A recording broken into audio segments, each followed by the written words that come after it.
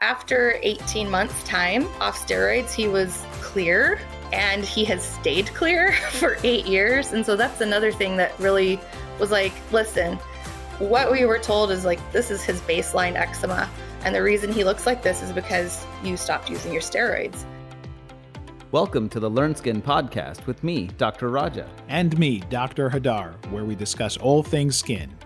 Join us as we delve into the art and science of skin health in today's episode. Hey, Raja, can you say the thing that I told you to tell them? Of course. We are board-certified dermatologists. This podcast is meant for educational and informational purposes only and is not considered medical advice, nor does it serve as a substitute for professional care by a doctor or other qualified medical professional. All opinions shared do not express the views of Learn Health, Inc. Let's get to the good stuff. Hey, Raja, how are you today?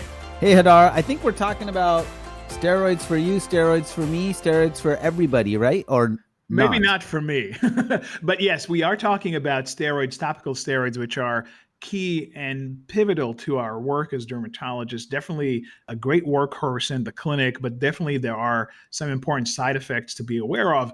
And also now in the 21st century, there's some alternative therapeutically. But today we're trying to attack it from a slightly different way because we have an amazing woman here who really took her experience and turned into a patient advocate and really is trying to transform the understanding about this idea of topical steroid withdrawal. So do you want to introduce our guest?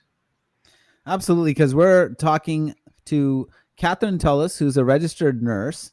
And she was a bedside nurse in pediatrics for 7 years before she took a break from nursing, and she was raising her children, and her son was affected. And we'll get into the story around this with topical steroid withdrawal syndrome. And so she returned full-time work as a patient advocate ever since the past, I would say 7 years now, 2015, with the nonprofit organization, International Topical Steroid Awareness Network. Kathryn, welcome to the podcast. Thank you so much for having me. I'm happy to be here. Absolutely. It's great to have you. And I want to jump right into it. And perhaps you can tell us the story because I'm always curious about what really inspires people to take action. And clearly you had a pivotal moment that you noted someone was not going right? Right. Correct. So just a little background. You said I was a registered nurse in pediatrics. I have 4 children. I grew up with a family of 4 children also. My family of origin, we all had eczema. I had eczema. All my 4 children had eczema. All of us used topical steroids to treat our eczema, and we were able to treat as prescribed, like, use a little on affected areas as needed. It would clear up. You'd get a long break of remission and things were fine. And I'm pretty sure all of my siblings and myself, we all kind of outgrew it in our post-high school adult years, early adult years. And my children, all of them kind of had, eczema as babies, toddlers. They all kind of outgrew it as they grew up, except for one. My son, he's my 3rd child out of 4.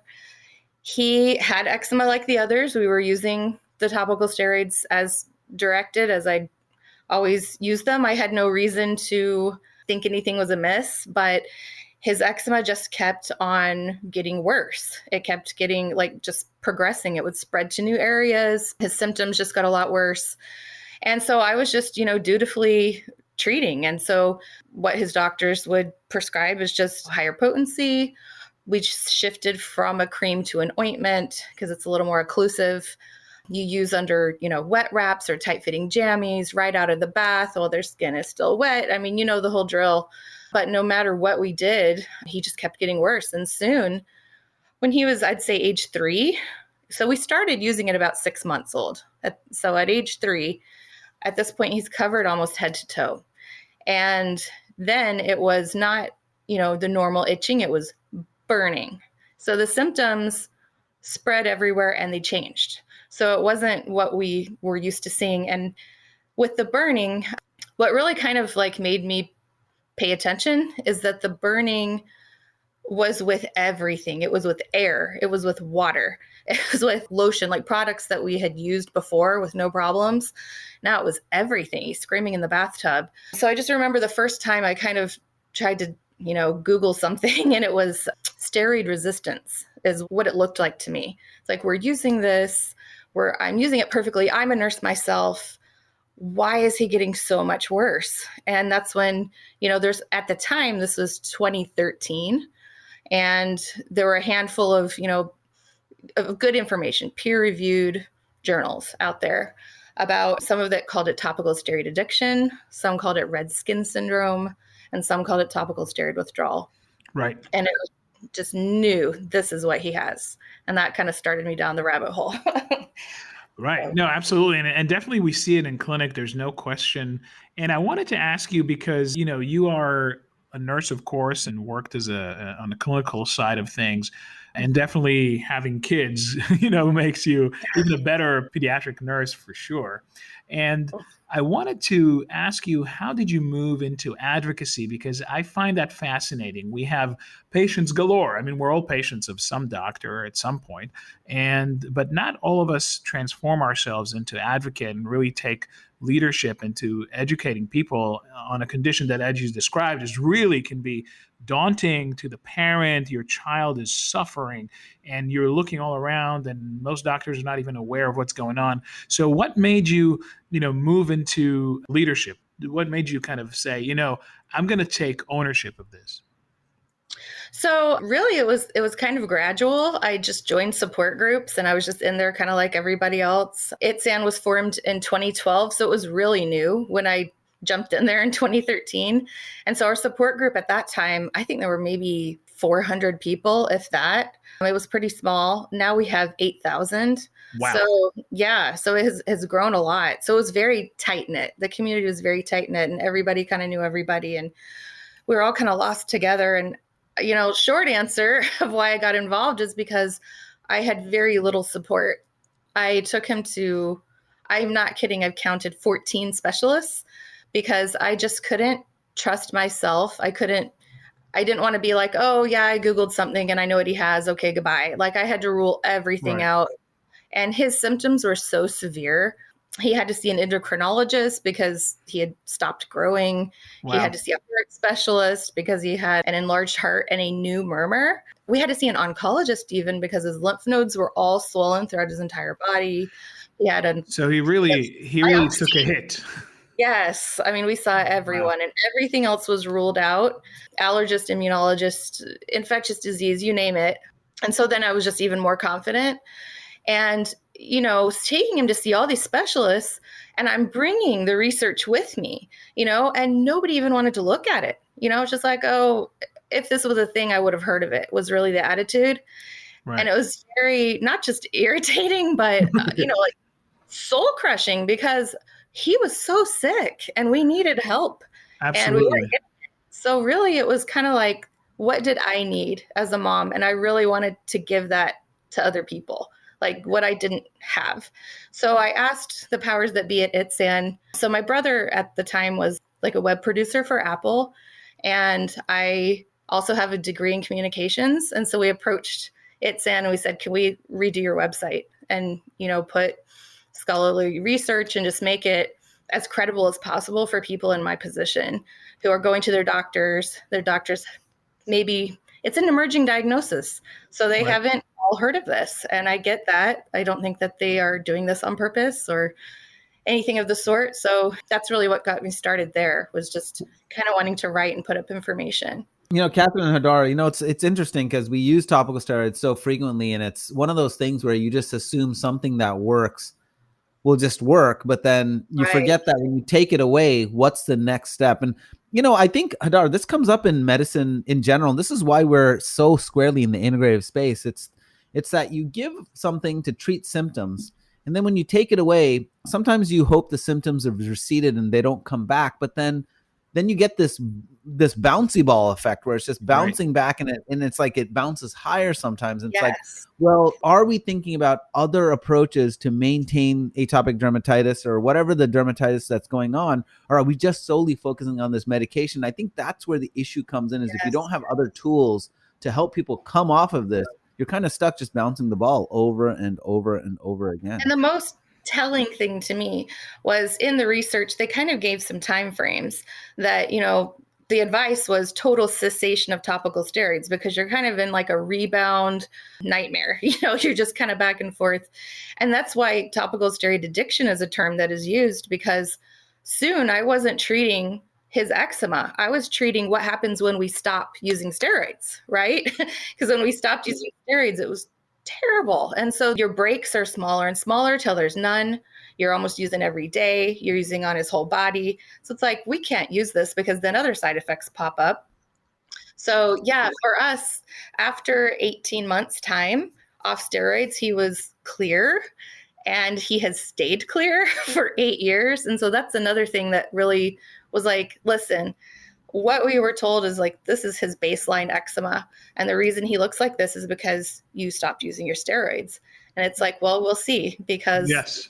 not what the research says. And we've done it your way for 3 years. Give me a year. And that's what I told all his specialists. You just need a year and see what happens.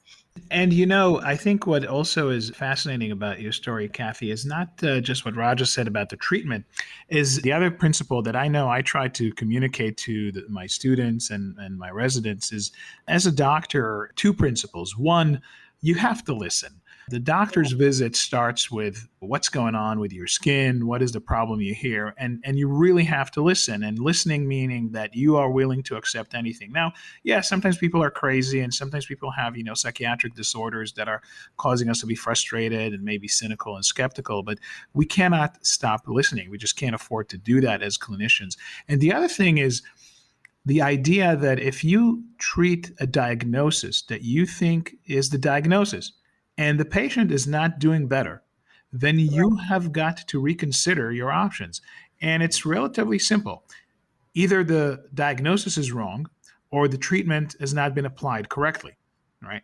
And it seems like here, the treatment was applied correctly. At least mom is trying, right? And that's usually the story. And I don't want to make it just about you, Kathy. There's probably many, many kids right now at home with their parents struggling and trying to use the right medication and thinking what we're doing wrong. So it's maybe the diagnosis, and what was true today may not be true tomorrow. So thank you for bringing that up and kind of really teaching us all, everybody who takes care of patients, the idea that we got to listen to patients, we got to reconsider every visit, something new may pop up, and what was eczema before may not be eczema today. You mentioned ITSAN a bunch of times, and I want to make sure that we don't take another step forward without maybe mentioning the link and what is ITSAN. So if we have some patients who are listening, or caregivers and of course doctors, they can refer their patients to the right link and institution.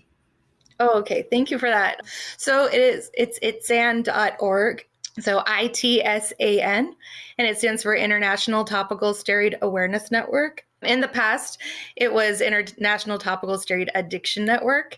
And we kind of found that the word addiction was just kind of off-putting, even to patients, because it made them feel like they got addicted or they did this on purpose. And so we kind of, rebranded on that. And so you may see it both places if you look at past publications. And for those who are listening to us and think, oh, this is something very eccentric and not true or not real, you can definitely find your way to them through the National Eczema Association website as well, if that makes you feel a little more credible. I want to make sure that patients and listeners and clinicians can find their way there. Raja, you wanted to ask a question. I've taken care of a lot of patients now with topical steroid withdrawal, and two things that I've noticed. One, it doesn't happen in everybody. It does happen in people that are already trying to fight inflammation. So you don't see a regular person just putting on topical steroids and they automatically start getting topical steroid withdrawal. So I think there is something inherent to the atopic dermatitis inflammatory cascade that goes haywire. So I do think there's something there. But the second thing that I think is really interesting is, that I see as patients, they've stopped the steroids, but their eczema hasn't totally gone away. And many of them have come to learn to just deal with their eczema being in a slightly or even moderately flared state. And they come and say, I've learned to accept this because the other side of it was way worse. But they don't come in totally clear. No, Kathryn, I know you mentioned it was totally clear, but a lot of my patients, they don't come in totally clear. They come in saying, hey, I still have eczema, but I don't want to touch topical steroids because of what happened before. And I find it interesting because there's so many other tools, by the way, it's part of integrative dermatology, right, Hadar? But there's so many other tools that we could give people, from environment to there are certain supplements to lifestyle practices. I had a patient that was using wool gloves and driving her hand dermatitis like crazy until I brought up to her, wool actually drives eczema. And then she switched it out and her hands are much better now. But it's just one of those things, things that you take for granted may also be driving the condition. Yes. And it's not just about the steroids. And I think that should be step one. I wish it was for us that we had patch testing for contact dermatitis, because my son was 15 months off of steroids before his back was clear enough to do patch testing. And that revealed several things we were using, like lanolin. And even, we thought things were fragrance free, but there are hidden fragrances. There are things that, oh my God, yes. They'll Absolutely. Say is an essential oil and it's a moisturizer, but it's really a fragrance, And so I learned a lot there. And just by eliminating more of those things, he cleared up even more. I also wanted to add, for 6 months at the tail end, we did do UVB, the narrowband phototherapy. And I'm looking at it right now. It's still in my room, but it's a home unit. And so he would do that, and we worked up to 3 minutes, I think. And right. He did that 3 days a week for 6 months. And he was crystal clear doing that. You know what? I'm so happy you brought this up. Like, I think we're taught to jump to the pharmaceuticals very quickly, but like, we do phototherapy a lot in our practice. Hadar, I don't know if you do. Do you? Oh yeah, big time. And the home unit is just genius. I wish we can get it covered more often. Yeah, home units are good, but we do it a lot in the office just because you have to change the bulbs and whatnot. But still, right. the fact that phototherapy shouldn't be a lost art. It is very powerful, and it can be used for a temporary amount of time to get things under control. Yeah. So I appreciate you bringing that up. Especially for the itch for him. And, he was young, so it's kind of hard to get it approved. But at that point we were kind of desperate, and he'd suffered so much that I was just like, whatever, we'll pay for it forever. He needs some relief. I will say, when we went off the UVB light therapy, he got what I would say is very like typical, conventional, orthodox looking eczema behind his knees and across his ankles. And we could deal with that, because before it was, I kid you not, he had not one clear patch. It was his scalp to the soles of his feet. I mean, wow. So I was like, we can deal with behind the knees and ankles. Even those would cycle, and they would clear up sometimes, and then they'd come back and they'd go away. Now, knock on wood, for the past year and a half, he's had nothing at all anywhere. He's 12 now. Wonderful. And it's awesome. But yeah, that's great. Well, to your point, that some people will, after the withdrawal phase, return to their original eczema, and then they're very afraid to use anything because this pharmaceutical they trusted did this to them. So it is like a dicey situation at that point. Right. And in addition to light, we have other topicals. We needed some systemic agents as well. And of course, we have a whole slew of intervention in the alternative space. And all that is available if you want to learn more. If you haven't, learnskin.com or the Integrative Dermatology Symposium and many, many other programs. But I want to go back to ITSAN for a second. And, we talked about the problem. You gave us the example of your kid, and I'm sure other kids experience this. And I wanted to talk to you about what ITSAN is actually doing to make a difference. So now that I know what my patient has, or now that I know what my kid has, or maybe what I have, how can ITSAN make a difference for me? Yeah. So, I mean, I feel like we have an iron in so many fires at this point. But, a main focus is just raising awareness and showing that this is credible. So, for instance, on our 4 Doctors tab on ITSAN.org, the MHRA, that's the UK's equivalent to the FDA, they just put out a statement about topical steroid withdrawal reactions. And they have a 23-page document about that. So we put that up. We put National Eczema Association wrote an article and put that up. And then the British Academy of Dermatologists and the National Eczema Society of UK did a joint statement on topical steroid withdrawal. So we put all of those up. Then we have a Q&A that comes from the literature. So we ask a question, and then it's a quote from the literature to show that, this isn't just our opinions and just anecdotal. Another thing we're doing is we're trying to conduct our own research. We conducted a survey. And the survey's focus was cumulative effects of steroids, because there's so much overlap in the eczema space with like allergies and asthma. People are on steroids of all kinds. So you've got like oral, inhaled, a nebulizer, topical, eye drops, they're all across the board, nasal sprays. And that's a great point. So yeah, and that's something we're trying to get doctors to look at too, that, what is the real load of these patients? And because sometimes it's just like, here's your tube, use unaffected areas as needed, goodbye. So that's something we're trying to prove. We are trying to get a patient registry now. We just joined NORD, the National Organization for Rare Diseases, and they're going to help us get a patient registry so we can learn about prevalence. That's like a number one question, like how often does this happen? We really don't know. We know how many are in our support groups, but we're trying to get, proof of prevalence. And then we also just met with the FDA about labeling changes on topical steroids, because that's a real sticking point when you have such vague directions. That's like, don't use on large areas for long periods. What is that? Like, what's the parameter? What's the definition? Right. How do you know when you've crossed over?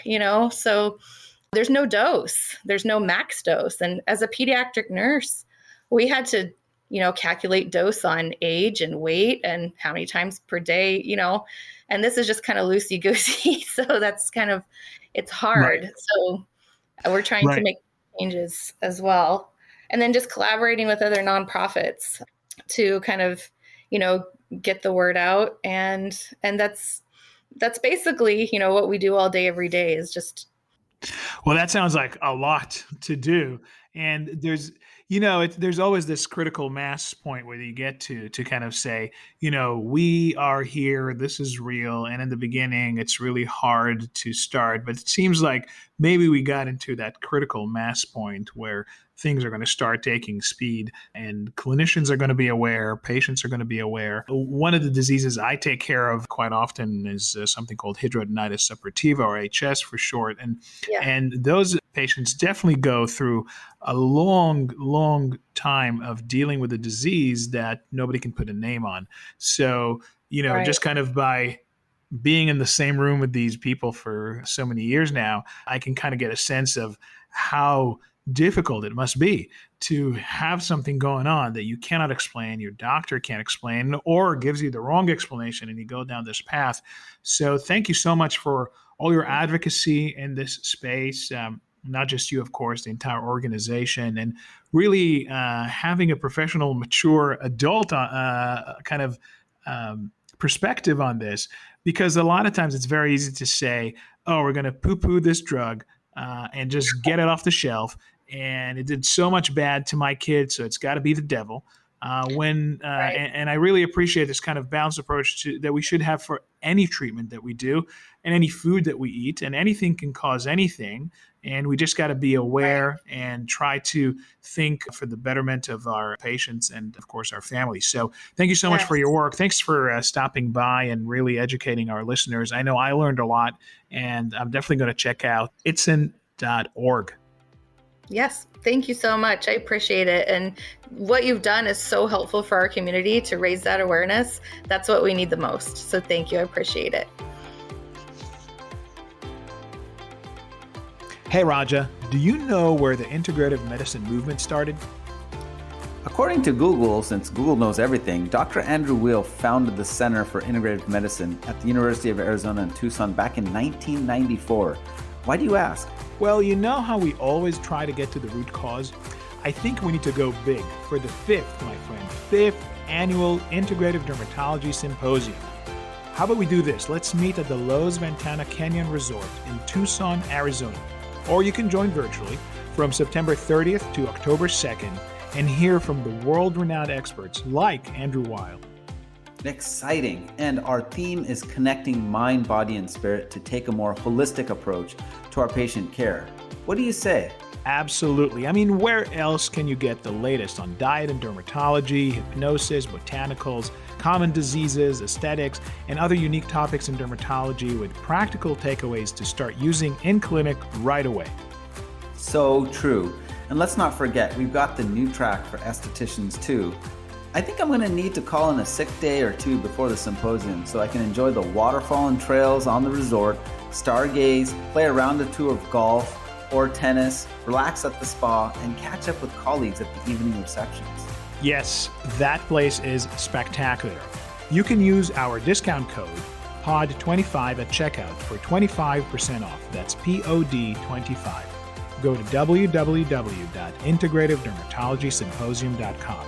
Come say hi and tag us on social if you'll be there at Integrative Derm Symposium. Now remember, clinicians of all backgrounds are welcome, and we sure hope to see you soon.